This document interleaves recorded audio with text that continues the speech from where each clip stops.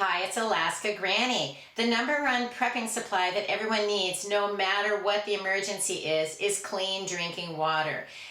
To be prepared, you need to have at least 2 gallons of fresh drinking water set aside for each member of your family for every day that could be an emergency that you can't get the supplies that you need.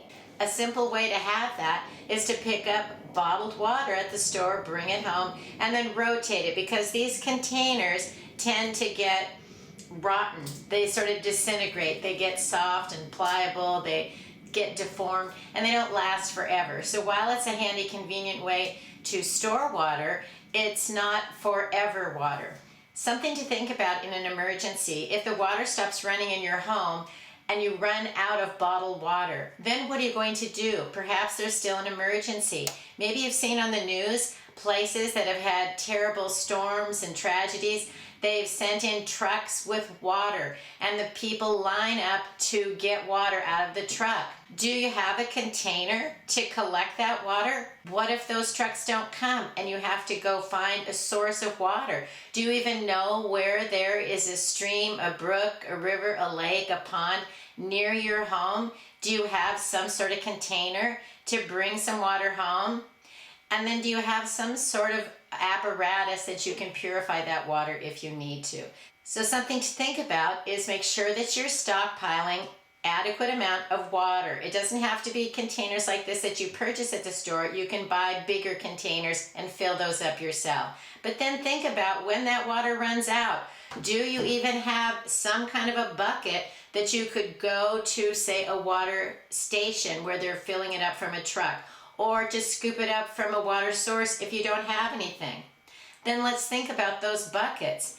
If the only thing you could do was go to a truck, is this bucket going to be satisfactory? Would you be satisfied with this dirty bucket to fill it up with the only clean drinking water you could get?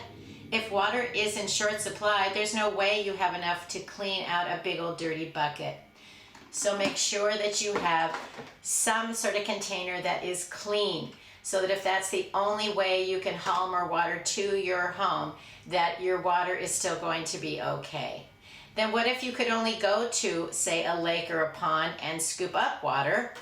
It's going to have all kinds of particles in it. So of course you need a water filter, but you also might want something like coffee filters so that you can pour the water through the coffee filter to filter out the big chunks, so that you're then only left with the water to purify and not water with chunks in it that you need to try to purify and, I don't know, strain it through your teeth.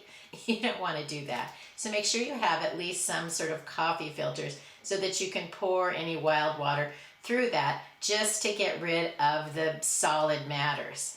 Straining it through a coffee filter doesn't make it safe to drink, but it makes it easier to purify into a better quality of water. You still need to be able to boil it or put in some kind of water purification tablets or drops, or put it through a water filter. But this is a good pre-filter way to get to the cleanest water possible before you purify it. What if you're in an emergency in an urban area and you may have to go out and try to find water at, say, a faucet at a commercial building? Well, if you've ever looked at the faucets on commercial buildings, they have the faucet with where the water comes out of the building, but they don't have that handle on it. So you might want to get something such as a silcock tool. It's also called a 4-way stem key. You can see this is a wrench, and it has 4 different sizes that can fit all different types of water faucets. And having one of these silcock tools or a 4-way stem key can really save your life in allowing you to turn on the water and fill your bucket, and then make sure you absolutely turn that water back off. Never waste water. Don't leave it running. If you turn something on, turn it off. But then you can fill your bucket and you have the water that you need. So while prepping is important, it doesn't have to be complicated or expensive. We can just gather a few supplies as we think about different scenarios that could challenge us, and how can we prepare to face those emergencies. If you've ever had your water stop running, or you've lived in a place that went under a boil alert, or the water wasn't safe to drink, These can be challenges that come on immediately. We can't always prepare knowing the water will turn off next week. We usually find out when we go to the faucet and the water isn't running, or we get a news alert that the water isn't safe. So these are things we can prepare for, but not with a warning of it's coming tomorrow, it's coming next week. We don't know when it's coming, like an earthquake. It can just be there and it's upon us. So be prepared. Stock up on some water. Get a way to purify water. Make sure you have some sort of clean bucket that you could collect water if you needed to.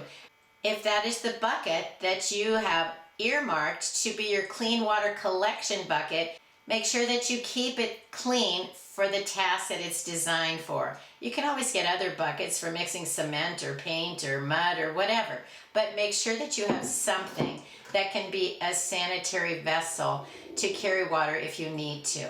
Get a few extra coffee filters. You can even pick them up at Dollar Tree. They're very inexpensive, but they can really come in handy if you need them.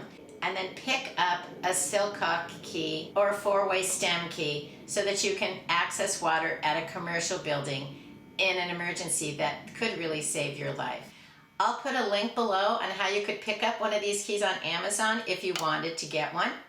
Also, if you ever shop on Amazon, it helps my channel if you click on my link before you shop, because I get a small commission. It doesn't cost you anymore, but it can help my channel with a little bit of revenue. Water is the #1 prep that we need. Everybody needs it to sustain life. So make sure that you have ways to store water, purify water, and collect more in times of emergency. Let us know in the comments below, what other supplies do you have on hand so that you can have the clean drinking water that you need. And remember, all water isn't just for drinking. You also need some for sanitation, washing dishes, and food preparation. So we need quite a lot of water. Look how much you use in a day. I hope you'll like my video, share it, and please subscribe to the Alaska Granny channel.